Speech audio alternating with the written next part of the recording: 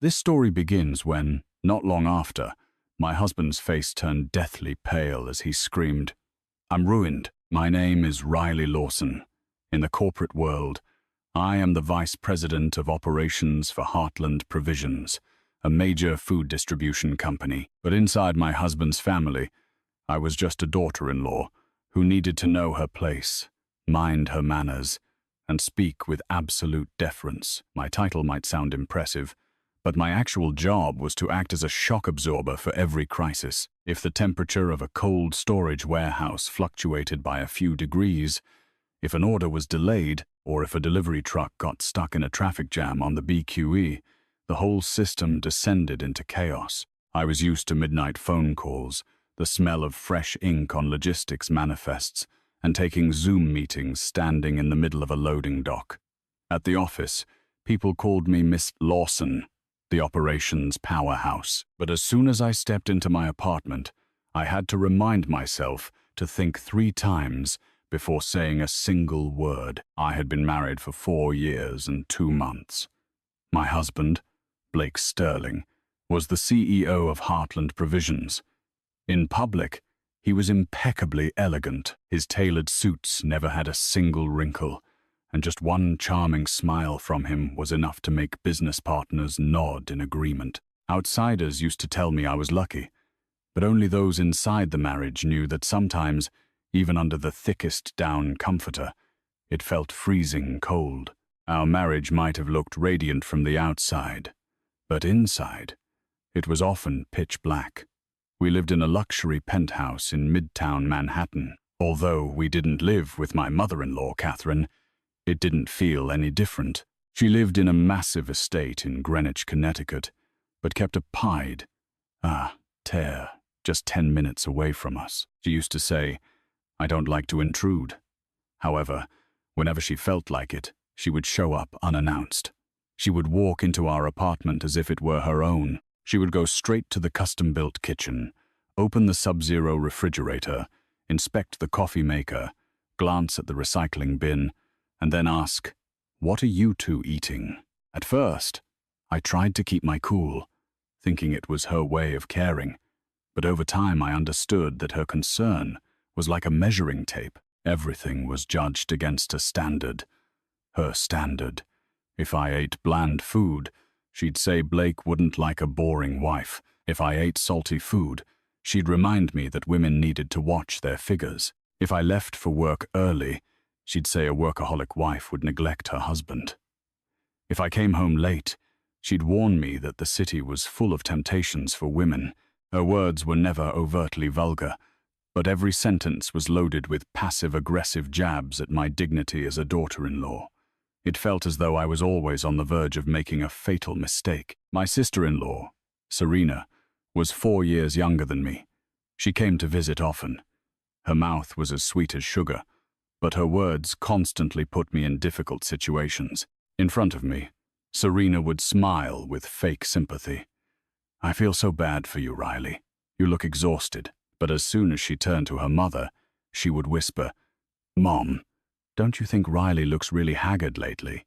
She must be stressed." A man gets tired of coming home to a tense wife, you know? I simply stayed quiet. I understood that in that family, even a half-joking comment could explode into a massive problem. That month, a late summer heatwave hit New York. In the mornings, when I opened the windows, the air felt thick and suffocating. I had a secret that not even my husband knew yet. I was 14 weeks pregnant. I wasn't hiding it out of selfishness. I was hiding it out of fear. Fear that Catherine would use this pregnancy as a free pass to control my life, forcing me to quit my job, demanding I move to her Greenwich estate to eat, sleep, and breathe according to her schedule. And I feared something even more painful. If I shared such happy news and Blake responded with cold indifference, it would tear a deep wound in my heart. The chill in a marriage doesn't arrive like a sudden blizzard. It creeps in little by little, through small changes, like the changing of the seasons. Blake had started coming home later. Our dinners together became rare. His phone was always face down on the marble countertop. If a call came in, He would step out onto the terrace to speak in hushed tones, returning with the excuse that it was a client. One day he came home, and his suit carried the lingering, highly recognizable scent of an intense, unfamiliar women's perfume. I asked him half-jokingly, "Late meeting, or are you working as a fragrance model now?" He replied casually, "Female clients wear a lot of perfume. You know how it is." It sounded plausible, but the slight hesitation in his eyes made my stomach churn. Right around our anniversary, there was a massive coordination issue with our supply chain. I was running between the warehouse floor and the operations center with a tension headache throbbing behind my eyes. My assistant, Mia, handed me a bottle of room-temperature water and whispered, "Breathe, Riley. Don't work yourself to death." I nodded. Health is everything. But in my husband's family, I wasn't allowed to look weak. That night, I left work early and prepared a full, elaborate dinner. Seared scallops, roasted asparagus, and truffle risotto. I tried to warm up our massive apartment with the smell of a home-cooked meal. Blake got home around 9 p.m., glanced at the dining table, and just muttered, "Ah." He took a few courtesy bites, his eyes glued to his phone screen, as if the device were his actual dinner date. Just then, the private elevator dinged. Catherine walked in, and as soon as she set down her Birkin bag, her eyes swept the room. What kind of wife allows the house to feel so dead? A man works all day. He should come home to warmth. Then she turned to Blake with a lecturing tone. "Blake, you might be busy, but your wife needs to know how to run a household." I stood beside her, my hands still wet from washing dishes, and could only reply, "Yes, Catherine." In my heart, I knew her advice might sound wise to an outsider, but in reality, it was a leash meant to yank me back to my assigned place. Catherine examined the room and stopped at the kitchen island, where I had accidentally left a bottle of prenatal vitamins that I had transferred into a generic supplement container. She picked it up, narrowed her eyes at the label, and asked, "What are you taking?" My heart hammered against my ribs. I offered her a tight smile. "Just some vitamins for fatigue." She set it down without pressing further, but her eyes told me everything. She was taking mental notes. That night, our apartment was brightly lit, but I felt like I was completely alone in that massive kitchen. I placed a hand over my stomach, pressing gently, as if fearing that a single deep breath could shatter everything. People say that if a husband and wife share a single heart, they can empty the ocean. But before I even had the chance to try, my own heart had already dried up. The next morning, I woke up while the Manhattan skyline was still wrapped in a pre-dawn haze. I made a cup of hot water with lemon, forced myself to choke down some dry toast to settle my morning sickness, and headed to the office early. While most people were still picking out what to wear, I was already trying to find a solution for a shipping container held up at the port. The second I walked into the lobby, my phone rang. The warehouse manager reported a critical temperature fluctuation in freezer unit number 3. If it wasn't fixed immediately, millions of dollars in frozen goods would spoil. I sprinted to the operations floor, calling technicians, facility managers, and the logistics team. Before I could catch my breath, dispatch called. A major delivery truck had flipped on the Cross Bronx Expressway. If we missed our delivery windows, the supermarket chains would hit us with brutal contractual penalties. I planted myself in front of my multi-monitor setup. My fingers flew across the keyboard.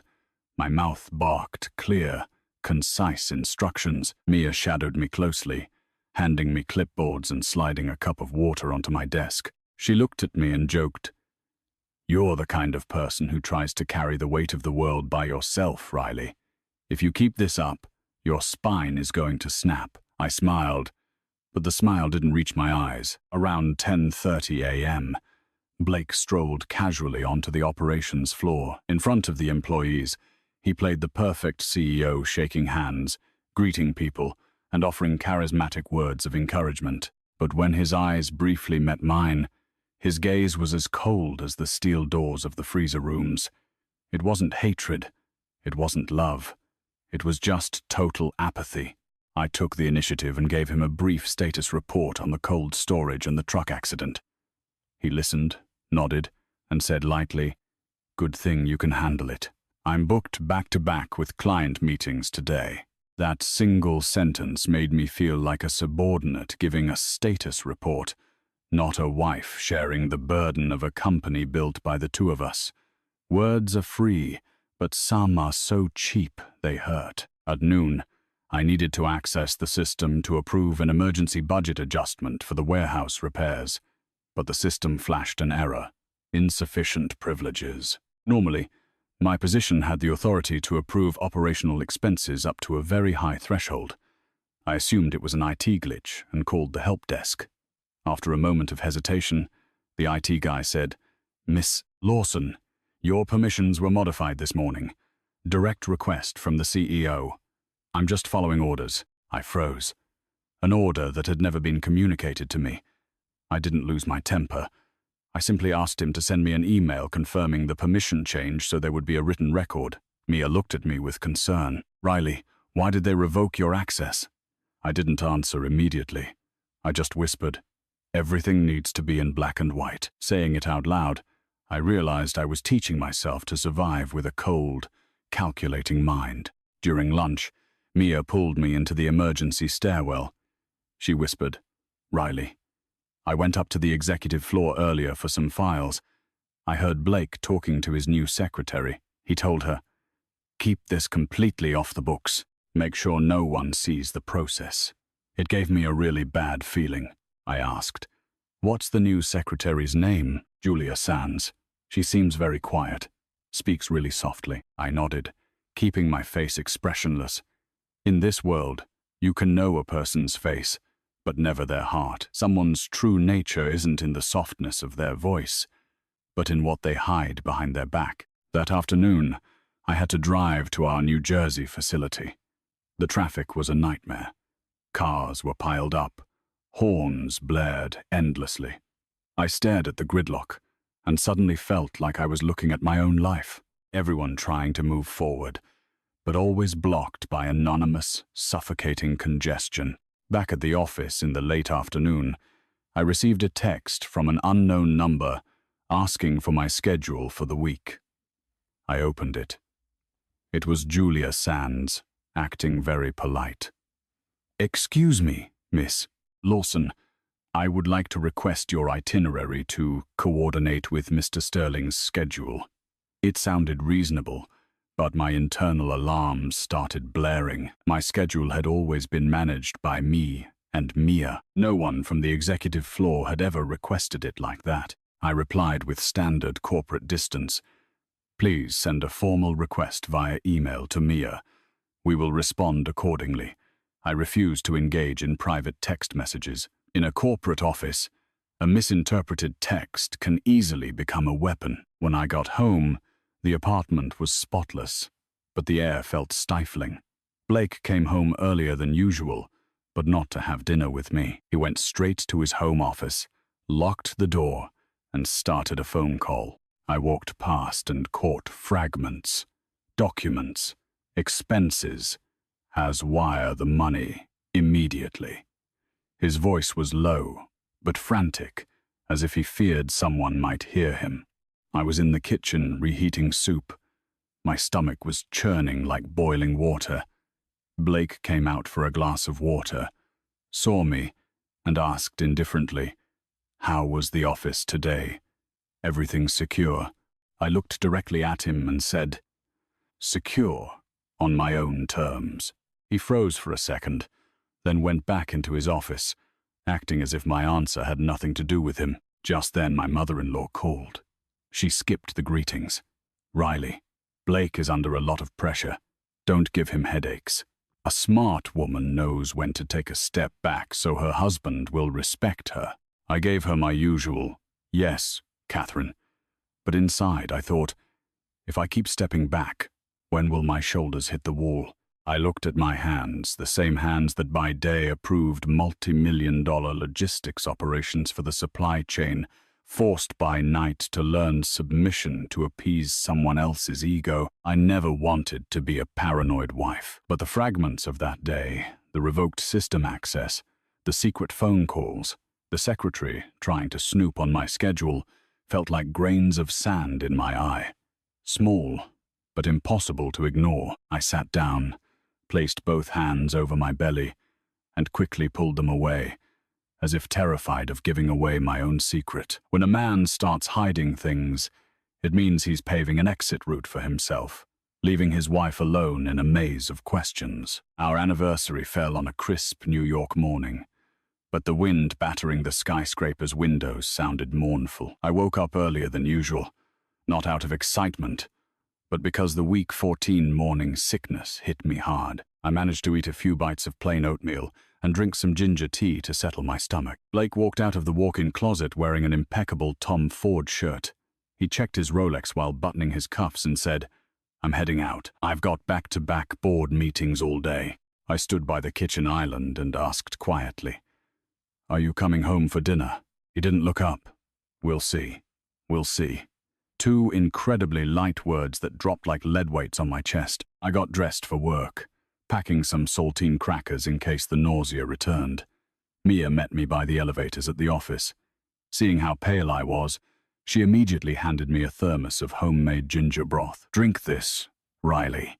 It'll help." Small acts of kindness like that sometimes make you want to cry, simply because they come exactly when you need them most. The moment I stepped onto the operations floor, I was buried under approvals, replacement inventory documents, the New Jersey facility demanding more trucks, and the freezer unit needing a complete sensor overhaul. I tackled them one by one. My mind was as taut as a piano wire. Around 10:30 a.m., my phone buzzed. A text from Blake. "Happy anniversary. I'm stuck in board meetings, but I didn't forget. I ordered you something high-end and nutritious. Eat it to stay healthy." I read it 3 times.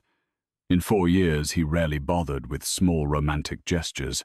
I wasn't obsessed with gifts, but this sudden shower of attention felt like a sunny sky abruptly turning black with storm clouds. When something seems too good to be true, it usually is. Before I could text back, reception called. "Miss Lawson, you have a delivery." I went down to the lobby and saw Julia Sands standing near the front desk, holding a stack of files. She smiled softly. "Miss Lawson, coming to pick up your delivery?" I gave her a curt nod.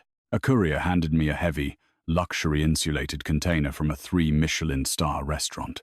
The label on the pristine paper bag was clear: lobster bisque with gold leaf. Just reading those words made my stomach churn. For a pregnant woman suffering from nausea, the idea of a creamy, heavy, overwhelming seafood dish was enough to make my throat burn. I carried the container into my office and placed it on my desk, trying to act normal. Mia saw it, and her eyes lit up. "Wow, Mr. Sterling is so thoughtful." I gave her a bitter smile. "Yeah, maybe." I lifted the lid just a crack. Thick steam billowed out. The intense smell of heavy cream, concentrated lobster broth, and truffle oil hit me like a physical punch. Before I could even look at it, my eyes welled up with tears and my throat closed entirely. I slammed the lid shut and sprinted to the executive bathroom.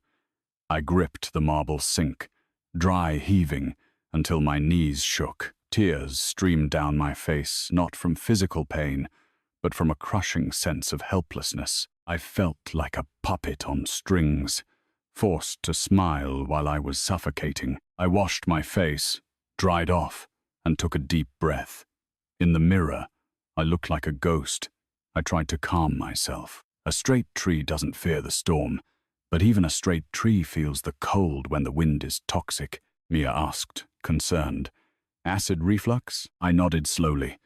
"I'm just really sensitive to smells today." She opened her mouth to ask something else, but I shook my head. I wasn't ready for anyone to know about the pregnancy, especially if the gossip reached my in-laws with some twisted distortion. I looked at the insulated container on my desk. If I threw it away, someone would see it, and I'd be labeled a spoiled, ungrateful executive's wife. If I put it in the communal fridge, the smell would leak out, and I'd have to explain why I wasn't eating my husband's expensive gift. I chose the safest route, I locked it inside my personal filing cabinet. Sometimes silence is the only way to dodge a bullet, especially when you don't know who is pulling the trigger. Around 11 a.m., Blake called. His tone was flat. "Did you eat?" "Not yet," I said. "The smell is a bit too intense for me today." He paused, then said, "Eat a little. Don't let people see it and start whispering that the CEO's wife is weak and ungrateful." Hearing that broke my heart. He cared more about appearances than my physical well-being, the classic Sterling family protocol. I hung up and went back to my documents, but a small thorn had lodged itself in my mind, not because the soup was expensive, but because of the highly specific way he chose to take care of me on our anniversary, and his obsession with what people would say. I was nothing more than a PR asset to him. Late in the morning, I opened my filing cabinet to grab a document and temporarily set the insulated container on my desk. It sat there like an unopened gift, but also like an unanswered threat. At exactly 11:15 a.m., Mia cracked open my office door, her face rigid. She whispered, "Riley, your mother-in-law just got off the elevator." My hand froze. In a corporate office, some rumors drift in like a gentle breeze, but they're enough to give you goosebumps. Before I could ask anything, the sharp, authoritative click-clack of expensive heels echoed down the hallway. Catherine appeared exactly as she always did, unannounced, uninvited, and unapologetic. She wore a tailored tweed Chanel suit, her hair perfectly styled, a Hermes Kelly bag draped over her arm. Her eyes swept the operations floor. She didn't look for signs or ask for directions. She walked through as if her name was on the building. Julia Sands was following half a step behind her, clutching a stack of folders.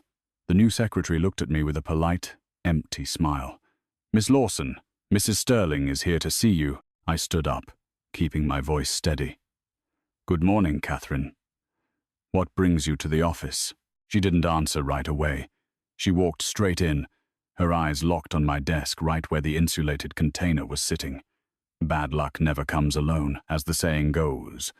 My only mistake was leaving it out for 2 minutes. She offered a mocking smile. "Oh, look at this. The CEO has 100 fires to put out, and he still finds time to order gourmet food for his wife. It must be wonderful being you." Hearing her tone, my mouth went dry. I replied quietly, "Yes." Blake ordered it. She reached out and tapped the lid as if inspecting evidence. "Have you eaten it?" I kept it brief. "I'm a bit sensitive to smells today, so I'm saving it for later." She cut me off. Her tone was sharp but refined, the kind of insult thrown at country club volume. Sensitive to this, sensitive to that. Women today are far too delicate. People will see you and think our family doesn't know how to take care of our daughter-in-law, letting you walk around looking so sickly. I felt the stares through the glass walls of my office. Employees were intentionally walking slower. Anything involving the CEO's mother was front-page news. I maintained my professional smile. "I'm perfectly fine, Catherine.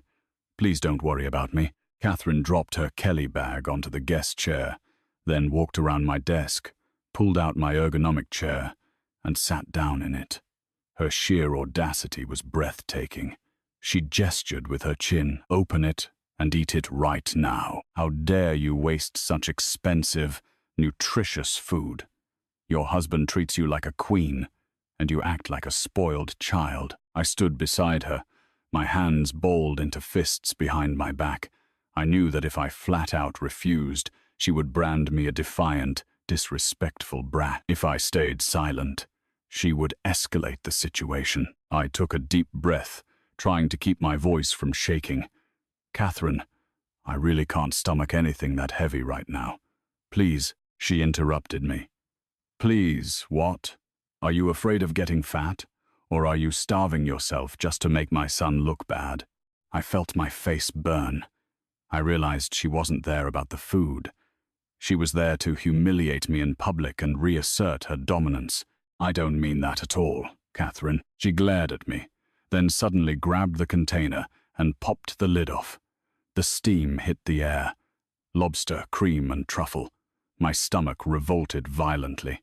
I turned my head away. She let out a dry laugh. Look at you. So weak. When I was pregnant with Blake, I was still hosting galas and managing the estate.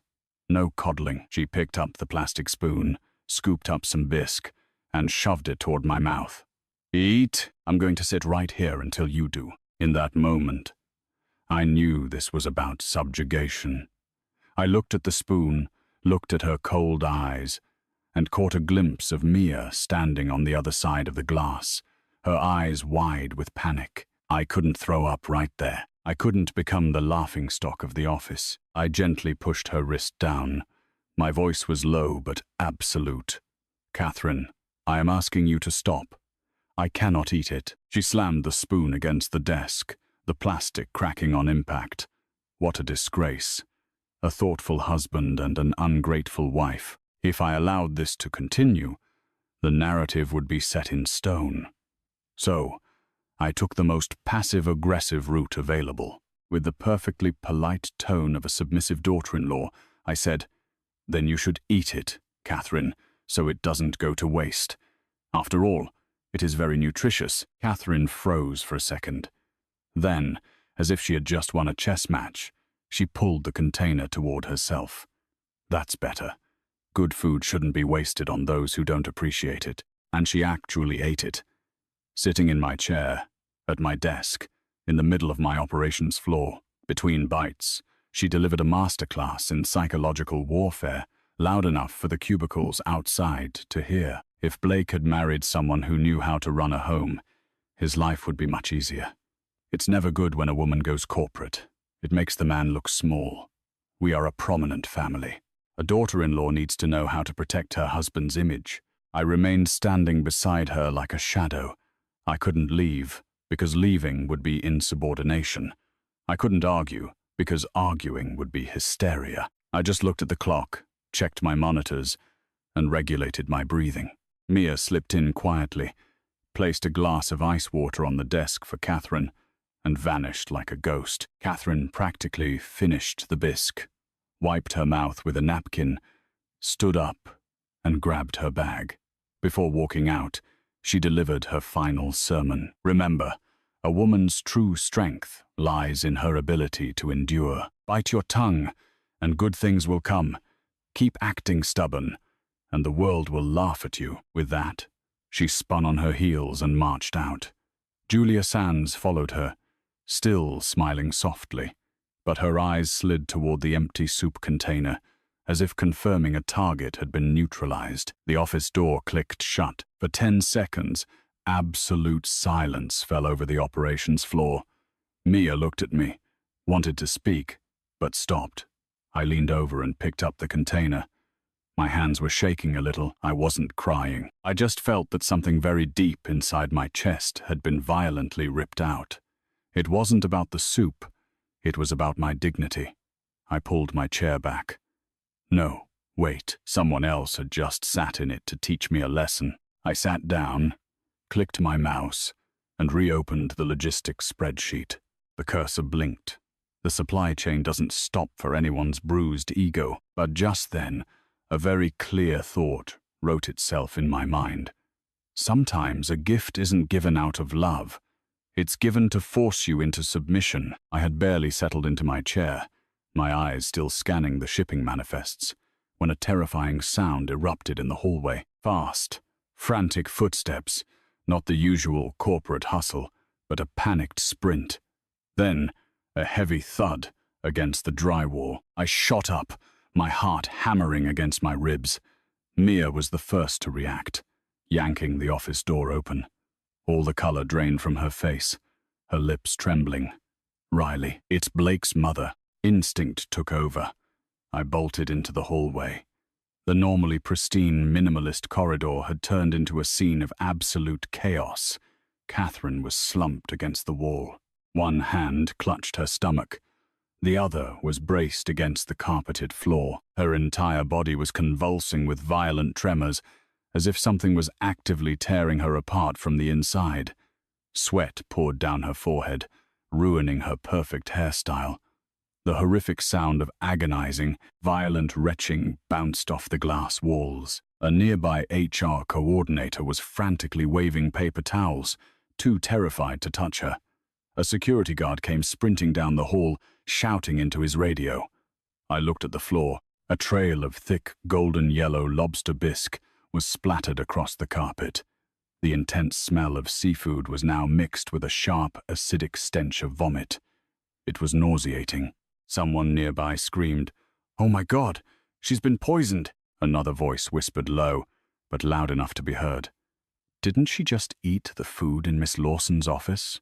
Hearing that sentence felt like ice water injected into my veins. One sentence. That was all it took to plant the seed of murder. Catherine convulsed again, then snapped her head up and locked eyes with me. Her gaze was no longer the arrogant glare of a wealthy matriarch.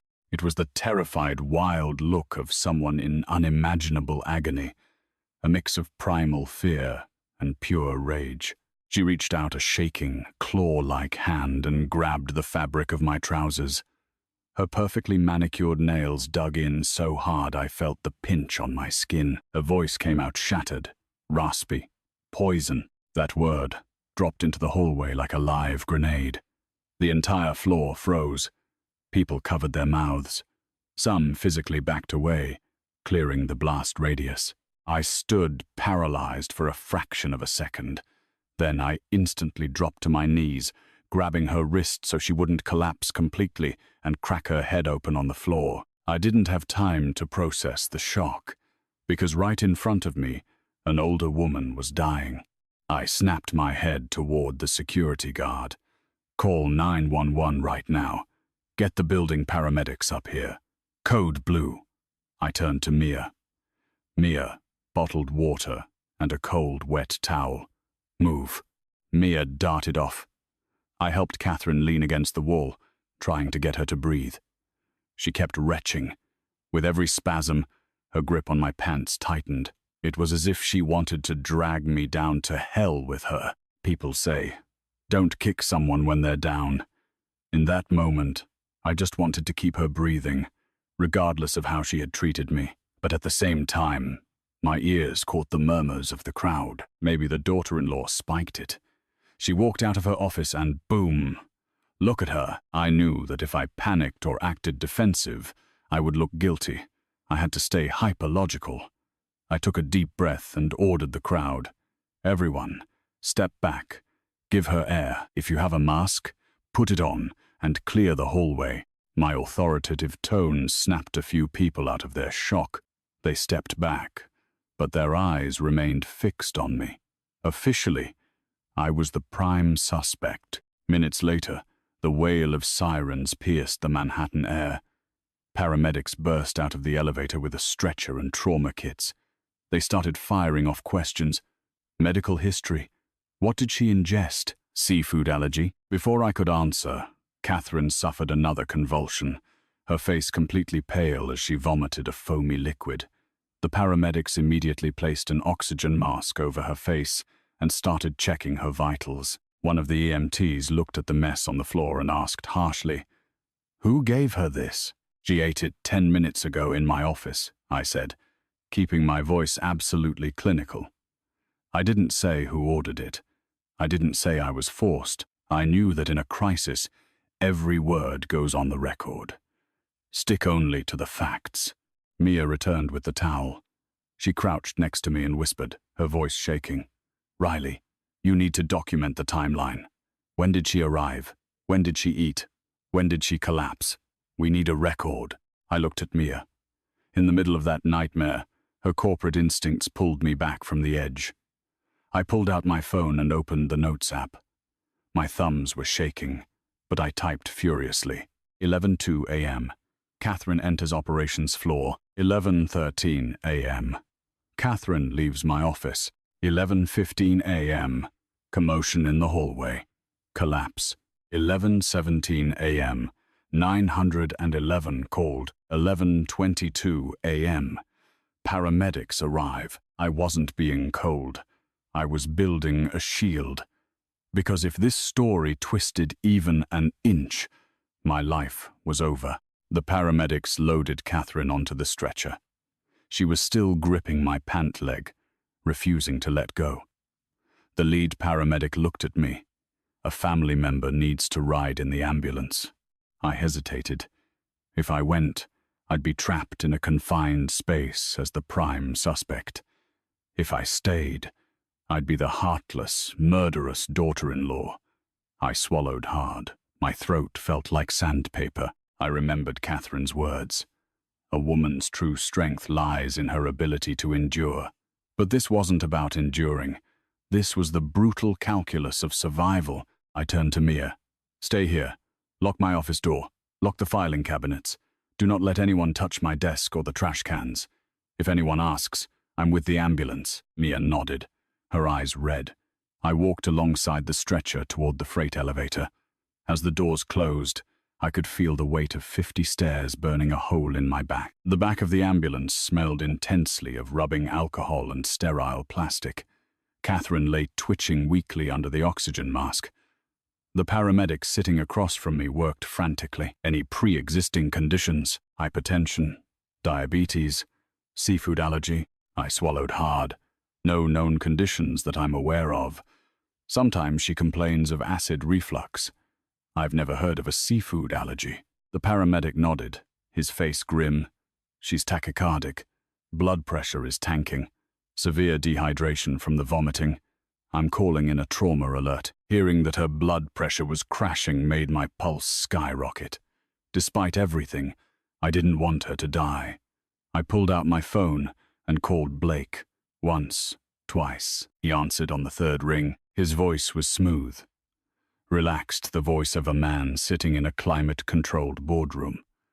What's wrong? I forced my voice into a flat, operational cadence. Blake, Catherine is in an ambulance. She ate the bisque you sent to my office. She collapsed in the hallway. We're on our way to Mount Sinai. Absolute silence. Then, he exploded. You're trying to kill my mother. I stopped breathing. His reaction wasn't shock. It wasn't, oh my God, is she okay? It was an immediate, calculated accusation. It was the reaction of a man who already knew there was something lethal inside that nutritious gift. He immediately lowered his voice, awkwardly shifting gears. I mean, what if she's allergic? Why the hell are you giving food to just anyone? I looked at my trembling hands. I didn't give it to her. She bullied me into letting her eat it. I asked quietly, where are you? Can you come to the hospital? I'm in the middle of a board meeting, he snapped. You handle her. We'll talk later. Before I could process that, he dropped his voice to a cruel, commanding whisper. And you're pregnant. Don't you dare go running your mouth to the cops. Don't make a scene. Do you understand me? Hearing the word times pregnant, I felt as though a bucket of ice water had been dumped over my head. I had never told him. I had hidden it so well that even Mia only suspected it. And yet, he knew, and he said it with chilling casualness. I dug my nails into my palms to stay grounded. Over the constant times, beep, beep, beep times of the heart monitor, I replied in a completely flat tone. What are you talking about? I never told you that. He paused, realizing he had slipped up. I just know. Don't ask questions about the soup. Don't mention it to anyone. Remember that. Click. I sat frozen. My ears were ringing. An old phrase echoed in my mind. A guilty conscience needs no accuser. If he was innocent, why was he demanding a cover-up about the soup? If it was just food poisoning, why did he react as if he already knew the outcome? I opened the Notes app and typed 11:28 a.m. Phone call with Blake. Accuses me of harming his mother. Knows about the pregnancy. Orders me to stay silent about the soup. I documented it like an incident report. My life no longer afforded me the luxury of relying on memory. The ambulance skidded into the Mount Sinai ER drop-off bay. Neon lights reflected off the wet pavement. Doctors and nurses swarmed the stretcher. I stood off to the side, listening to the medical jargon, terrified, but grateful for their clinical efficiency. Catherine was rushed into the trauma bay. I stayed in the hallway, my hands freezing cold. An attending physician walked out. Are you family, daughter-in-law? His words were brief and sharp. The patient is presenting with acute toxicity, severe muscle spasms, and unusual internal hemorrhaging. This isn't your standard food poisoning.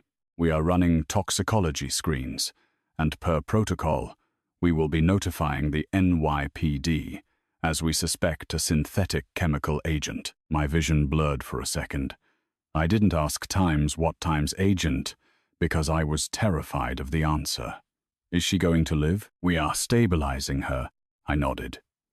Stay calm. Pressure turns coal into diamonds, but it also grinds weak stones to dust. I couldn't afford to break. I sat in a hard plastic chair, my back pressed against the cold wall. I placed a hand over my belly, not out of fear of being discovered, but out of a desperate need to protect. If Blake was right, if that soup had been tampered with, it was never meant for his mother. It was meant for me. I looked at the call log on my phone. The line was drawn. From this moment on, I was no longer a wife trying to keep the peace. I was a woman fighting for her life, her sanity, and her unborn child, armed with timestamps and an ironclad paper trail. The ER waiting room smelled of industrial bleach, latex, and the quiet desperation of people waiting for bad news. I sat completely rigid, my hands numb. My phone buzzed non-stop. Unknown numbers, corporate extensions, family group chats. I didn't answer a single one. One misplaced word could be twisted into a confession. 30 minutes later, the attending physician reappeared and pulled me into a quiet corner. He pointed to a tablet, showing lab results. Toxicity levels confirm severe poisoning. The chemical agent caused violent hemorrhaging. Hospital protocol mandates we involve the NYPD. A detective is already on the way. My ears buzzed. I didn't ask for details. I just needed to know the immediate reality. Is she stable? Critical, but guarded in the ICU. We're monitoring her closely. I nodded. A massive weight settled on my chest. Keeping the peace was my mantra as a daughter-in-law, but in a hospital, peace was no longer an option. We were operating under legal protocols now. When I walked back into the main hallway, Blake burst through the ER sliding doors. His suit was still perfectly tailored, his hair flawlessly styled. That pristine appearance made my blood run cold. It was the look of a man who had prepared his face for a war. Serena was right behind him, her eyes puffy and red, but her mouth worked faster than her tears. Oh my God, Riley! How could this happen? She wailed. Blake walked right past her and marched straight up to me. He didn't ask if I was okay. He glared at me like an interrogator. What did my mother eat? I replied clinically, stating only facts. She ate the lobster bisque you had delivered to my office this morning. Blake's eyes darkened. He clenched his jaw, then turned to Serena as if securing his witness. See? I told you. If you let people eat random garbage, who takes the blame? The phrase Times let people eat, Times suffocated me. I wasn't a toddler to be scolded, but I kept my voice completely level. Blake, I didn't give it to her. She ate it of her own free will. There were witnesses on the floor. Serena immediately jumped in, playing the tearful victim. Riley, you're just trying to wash your hands of this. Mom ate in your office, from your food container, and now she's in a coma. Claiming there are witnesses makes it sound like you're planning a cover-up. I stared at Serena. I knew her game. She didn't need to yell. She just needed to assassinate my character. I spoke slowly, placing every word with care. Serena, do not make baseless accusations. This is a hospital. People here work with medical records, not feelings. Blake took a step closer, dropping his voice to a menacing growl.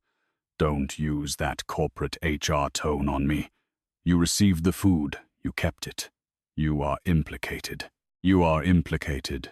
He was actively stripping away my status as his wife to paint a target on my back. I looked him dead in the eyes. For the first time, I felt not a single drop of affection for the man standing in front of me. Right now, I am the family member acting as the emergency contact. I will cooperate fully with the authorities, but do not project your liabilities onto me. Blake flinched, unaccustomed to me holding my ground. Serena let out a dramatic gasp, gearing up for a full meltdown to attract an audience. Just then, a nurse walked over. "Family of Catherine Sterling. The detective needs to speak with you." We were led into a small consultation room. A man in a cheap suit, but with the sharp posture of a veteran cop, was waiting. He held up a badge. Detective Arthur Walsh, NYPD. "I need to establish a timeline, the chain of custody for the food, and who ingested what." His voice wasn't aggressive, but it carried the weight of the law. I reminded myself, honesty is the best policy, but it must be delivered with chronological precision. Walsh looked at us. "Who ordered the food?" Blake answered instantly, his voice slightly higher pitched than normal. "I ordered it, but I sent it to my wife. She was the one who gave it to my mother." A chill ran down my spine. She was the one. He was throwing me to the wolves with absolute ease. I didn't argue. I waited my turn, then spoke with crystal clarity. "Detective, I want to state the exact timeline. I received the container in the lobby. I didn't eat it because I was experiencing morning sickness. At approximately 11 a.m., my mother-in-law entered my office, saw the container, and pressured me to eat it. I refused. She took it and consumed it on her own, sitting at my desk. She then left the office and collapsed in the hallway. Shortly after, I called 911 and rode with the ambulance." Walsh scrutinized me. "When you say she pressured you, were there witnesses?" "My assistant, Mia, and several employees outside the glass walls." Blake let out a scoff. "Her assistant? Sure, her lackey will lie for her." I didn't even look at him. I kept my eyes on the detective. The office has security cameras in the hallways and elevators. A subpoena will secure the footage. I am only stating what can be verified." Walsh nodded, taking notes. He asked a few more questions about Catherine's health and the immediate aftermath. I answered concisely. I knew the rule. The more you speak, the more surface area you give them to attack you. Serena, dabbing her eyes with a tissue, interjected. "Detective, my sister-in-law is the VP of operations. She knows all about protocols and loopholes. I'm terrified that she knows how to cover her tracks." I finally turned to Serena. I didn't smile. "Serena, think carefully before you speak. You are actively defaming me to a police officer. If you have proof, present it. If not, stop talking." Serena shrank back, but Blake stepped in. "Defaming you? My mother is lying in a hospital bed." My eyes stung. I was terrified for Catherine too, despite everything, but in his mouth, I was the villain. I looked back at Walsh. "Detective, I am fully willing to cooperate. Please document my statement and the timeline. I only ask that you rely on verifiable evidence." Walsh closed his notepad. "We follow the evidence, ma'am. No one's jumping to conclusions here." The interrogation ended when a nurse announced that Catherine was out of immediate danger, but deeply sedated in the ICU. We stood in front of the glass window. Catherine lay hooked up to a ventilator, IV lines stretched like spiderwebs across her arm. I thought my heart would soften, but then her eyelids fluttered and opened. She saw me through the glass. Her glare was pure venom. She weakly raised a trembling finger. She pointed straight at me and mouthed a single word to Blake. Blake leaned toward the intercom. "Mom, what are you saying?" Catherine's raspy voice barely made it through the speaker, but it weighed like a tombstone. "She poisoned me. Then I understood that you don't need a weapon to destroy someone. A fragile, dying woman pointing a finger from a hospital bed was enough to make the world believe I was a monster." I didn't scream. I didn't cry. I didn't beg for my innocence. I pulled out my phone, opened the Notes app, and looked at Detective Walsh, who had just walked up behind us. "Detective, I want to reiterate my request for a formal warrant to immediately obtain the security footage from my office. I want the truth handled by the book." I put my phone back in my purse and stood tall.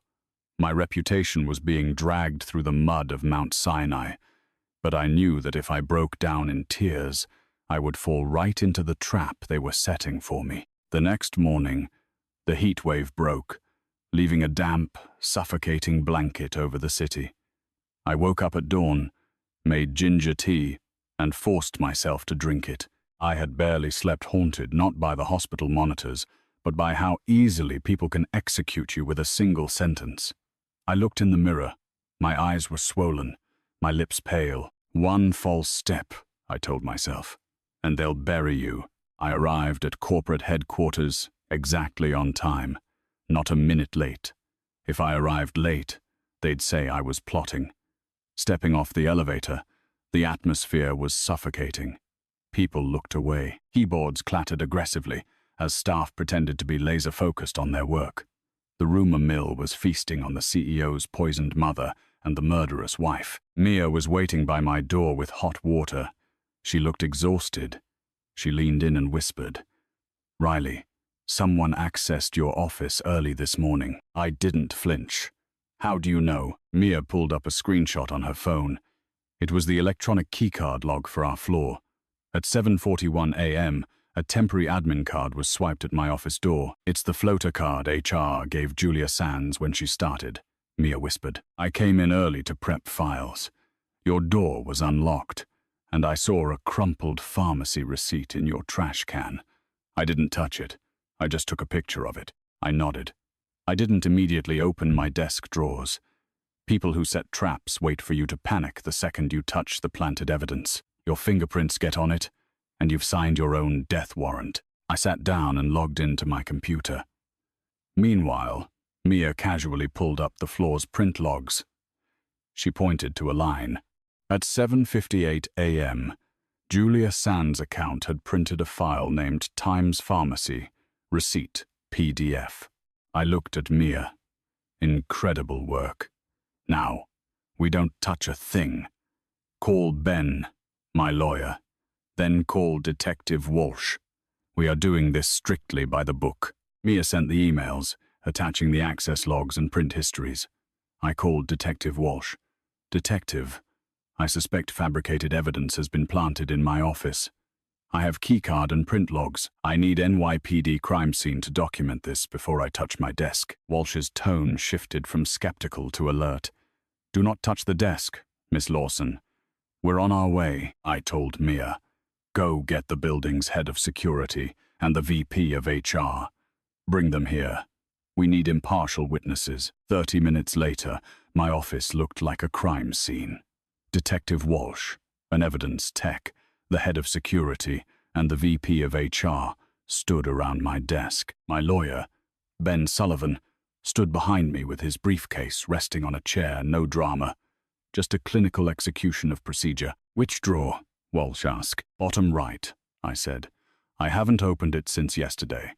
I request it be opened and documented." The evidence tech took photos. Security confirmed the card swipe on his tablet. Walsh put on a pair of nitrile gloves and slid the drawer open. Tucked under a stack of logistics manifests was a small plastic baggie containing an unmarked blister pack of pills and a crumpled receipt from a shady pharmacy in Queens. It wasn't much, but it was enough to build a narrative that I had bought black market drugs. If Serena were there, she'd be screaming, "Look! She bought the poison!" I looked at Walsh calmly. "For the record, I have never seen these items. I have print and access logs showing that Julia Sands entered this room and printed a fake receipt at 7:41 a.m. Ben handed the printouts to Walsh. "Chain of custody and digital forensics. Detective." The CEO's secretary planted this. Just then, my office door swung open. Julia Sands walked in, maintaining her quiet demeanor, but her eyes widened in panic at the sight of the NYPD. Blake was right behind her. Seeing the cops, his jaw dropped, but he quickly reassembled his CEO mask. "What is the meaning of this?" I didn't call him Blake. I stood up. Someone planted narcotics and a forged receipt in my desk. I invited the authorities to document it. Blake glared at me. "Are you insane? You're bringing cops into corporate headquarters. Walsh held up the baggie with tweezers. Mr. Sterling, your secretary's keycard accessed this room right before this was printed from her account. Care to explain? Julia Sands visibly trembled. I was just grabbing a file Mr. Sterling asked for.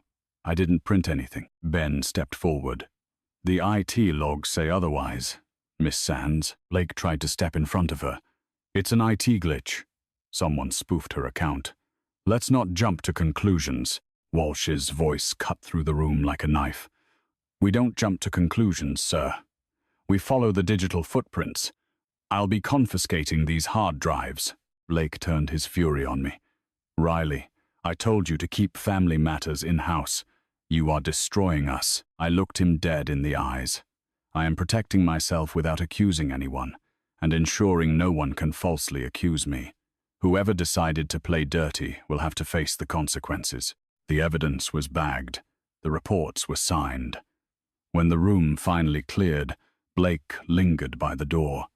He leaned toward me, his voice dropping into a venomous hiss. If you do this, don't blame me for what happens next. I locked my computer screen.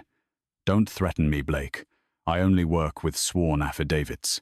3 days after the planted evidence disaster, I forced myself into an ironclad routine. By day, I ran the supply chain. By night, I audited the company. I couldn't just sit around dodging bullets. I needed to know where the ammo was coming from. And in corporate America, the truth is always in the ledgers. I logged into the corporate expense system. Normally, I only approved logistics costs. This time, I opened the external relations and client entertainment budgets, the CEO's discretionary fund. I didn't hack anything. I used my legitimate VP credentials, leaving a clean audit trail. I had Mia export 6 months of vague expenses, vendor support, client accommodations, strategic consulting. In less than an hour, a pattern emerged. One vendor kept repeating, Apex Solutions LLC. Heartland Provisions was a food distributor. Why was Apex Solutions billing us for high-end residential furniture and long-term lease agreements? I dug into the invoices. There was a recurring monthly charge of $18,500 for corporate housing. The address was a luxury penthouse in Tribeca. Not a hotel, a permanent residence. My blood ran cold. Company funds were paying for someone's secret life. I asked Mia to pull the LLC's registration from the state database. The registered agent for Apex Solutions was Rick Harrington. I stared at the screen. Rick Harrington was Blake's personal fixer, the guy who handled his dirty work. He was the same man the security guard had spotted on the basement cameras, sneaking out of the building with a black trash bag the morning Catherine was poisoned. I saved every PDF. I built a master spreadsheet tracking the purchase order numbers, the approvals all signed by Blake and the bank routing numbers. My lawyer's voice echoed in my head. The evidence must be clean. That afternoon, I received an email from Julia Sands. Subject, Q3, Expense Audit Coordination. She politely asked which accounts I was reviewing and offered to help. It was a fishing expedition.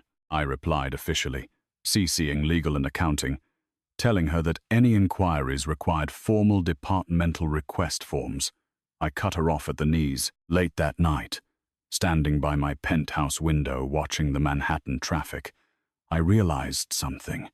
When a family member sees you as an obstacle, yielding only gives them a better angle to stab you. I locked the audit files into an encrypted folder. The money was talking, and it was about to scream. I chose a Thursday afternoon to meet with Hannah Wyatt. I didn't pick a dark dive bar. I chose the lobby of the Plaza Hotel, bright, heavily surveilled, and public. Hannah was Blake's ex-girlfriend, a pharmaceutical distributor who ran in elite, shady circles. She walked in wearing a Burberry trench coat, projecting flawless arrogance, but her eyes were jittery. She sat down, ordered a martini, and crossed her legs. Riley, how bold of you to call me. If this is about Blake, I'm not playing therapist. I didn't waste time. I'm not here about your past with my husband. I'm here because someone was poisoned with a synthetic chemical. The NYPD is involved, and the paper trail is getting very short. Hannah scoffed, but her hand clamped tightly around her glass. Are you writing a true crime podcast? What does this have to do with me? I slid my phone across the table, screen down, just as a prop. I audited the corporate books. Blake has been funneling company funds into shell companies run by Rick Harrington. Harrington was caught on camera during the poisoning incident. If you're not involved, great. I just need you to tell me one thing. Did Harrington or Blake ask you to source an untraceable chemical agent? Hannah's face lost all its color. She glanced around the lobby, terrified. Where are you getting this? I run operations. I see everything. I'm handing my files over to the district attorney. If you know something, you'd better get ahead of it. I leaned in and delivered the final blow. Hannah, Blake knows I'm pregnant. He found out before the poisoning. Hannah gasped. She didn't try to hide her shock. She stared at my stomach, and her arrogant facade crumbled. Are you? Is he serious? I nodded. That was all it took. Hannah bit her lip, dropping her voice to a panicked whisper. Riley, I swear I have nothing to do with him anymore, but he called me. He said your pregnancy was a liability, that he needed to clean it up so his shares wouldn't get complicated in a divorce. My heart stopped. I instinctively touched my belly. Clean it up? The father of my child referred to my baby as a liability to be liquidated. Hannah frantically dug into her Chanel bag. He asked for something odorless, fast-acting, and lethal mixed with a heavy sedative. I told him no, but Harrington called me later, demanding access to my black market suppliers. I got scared. I recorded the calls to protect myself. She slapped a black USB drive onto the marble table. Take it, but you have to promise to keep my name out of the press. I didn't touch the drive yet. I pulled a sterile evidence envelope out of my purse. I wrote the time, date, and location, and slid the USB inside. I signed over the seal and made her sign it too. I don't make promises, I said coldly. I submit evidence with a chain of custody. If you want immunity, call a lawyer. I left her sitting there, paralyzed by the disaster she had helped create. I walked out into the stifling New York air. I didn't cry. I was beyond tears. It was grief weaponized. I took a cab straight to my lawyer's office and handed the sealed envelope directly to Detective Walsh, who met us there. If what's on this drive is true, Miss Lawson, your husband is looking at attempted murder, corporate fraud, and conspiracy, Walsh said gravely. I handed him my prenatal medical records. I want full protection, and I want to detonate this on my own terms. The emergency board meeting was called on a Monday. The agenda: a $12 million expansion project for our Midwest warehouses. Blake had fast-tracked the proposal. Looking at the numbers, I knew exactly what it was, a massive cash grab to liquidate corporate assets before the NYPD backed him into a corner. Mia stood outside the boardroom. I walked in, carrying a single, thin manila folder. The board members, mostly wealthy older men, nodded at me. Blake stood at the head of the mahogany table, impeccably sharp, projecting total control. He pitched the $12 million expansion flawlessly. This is our chance to dominate the logistics grid. We need a vote today to lock in the contractors. When he finished, he smiled. Any questions before we vote? I stood up. The room went dead silent. I have a statement, I said clearly, and I want the corporate secretary to record it verbatim in the minutes. Blake's smile vanished. Riley, this is an executive board meeting, not the place for your personal grievances. I ignored him and addressed the board. As Vice President of Operations and a voting shareholder, I am officially flagging this project as a high-risk vehicle for corporate embezzlement. Murmurs erupted. A veteran board member frowned. That is a massive accusation, Miss Lawson. Where is your proof? I opened my folder. I didn't yell. I just read the data. For the past 6 months, $18,500 a month has been diverted from external relations to lease a luxury penthouse in Tribeca for Apex Solutions LLC, a shell company owned by Rick Harrington, Mr. Sterling's personal associate. Furthermore, This $12 million expansion lists Apex as the primary consulting contractor, requiring an upfront cash disbursement of 40%. The board members turned to Blake, their expressions hardening. Blake slammed his hand on the table. "This is absurd. You're having a mental breakdown over my mother's health. Your mother was poisoned with a chemical sourced by Rick Harrington, paid for with these exact corporate funds," I replied, my voice bouncing off the glass walls. "The NYPD has the financial ledgers, security footage of Harrington fleeing the building, and audio recordings of you ordering the toxin." Julia Sands, sitting in the corner taking minutes, dropped her pen. She looked ready to faint. "Shut up," Blake roared, his CEO mask entirely shattered. "You don't know what you're talking about." Right on cue, the heavy oak doors of the boardroom swung open. Detective Walsh walked in, flanked by 3 uniformed NYPD officers and federal financial regulators. The room froze. "Blake Sterling," Walsh said, his voice echoing.